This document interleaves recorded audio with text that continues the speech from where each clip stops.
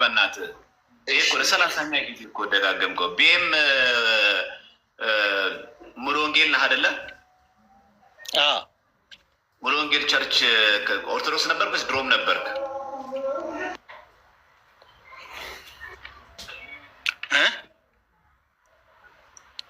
ምን ድሮም ፕሮቴስታንት ሙሉ ወንጌል ነበርክ ወይስ ከኦርቶዶክስ ወደዛ የገባች ድሮም ነበርክ? አይ ከኦርቶዶክስ ነው የገቡት። ስንት አመት ነው? ወደ 7 አመት ይሆነኛል። ጥሩ። የኦርቶዶክስ ቤተክርስቲያንን ሚስጥረ ስላሴ ትምህርት ታውቅ ነበር? አይ ብዙ ማውቃል ነበር አልልክም እኮ ህፃን እያለን ሄድከው? ያው እንማራለን እንሄዳለን፣ ዝም ብለን ነው የምንሄደው እንጂ እንትን አላውቅም። ሚስጥረ ስላሴ ትምህርት አልነበረም ኦርቶዶክስ ላይ?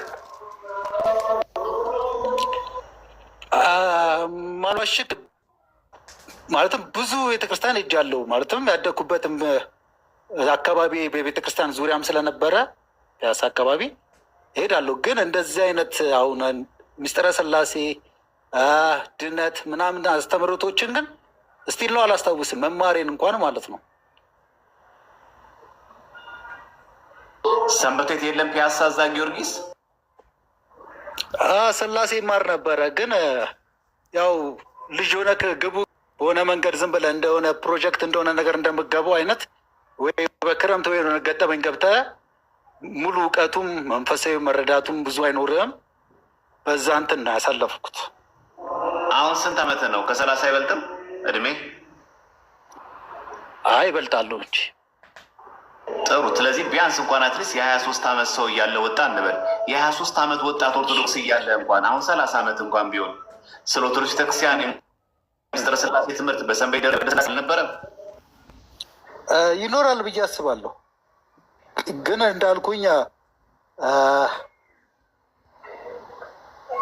ልብ ተሰጥቶ ወይ ልብ ተከፍቶ በቃ ልማድ ነው ቤተክርስቲያን። አሁን ጠዋት ተነስተህ ትሄዳለህ፣ ጸበል ጠጣለህ።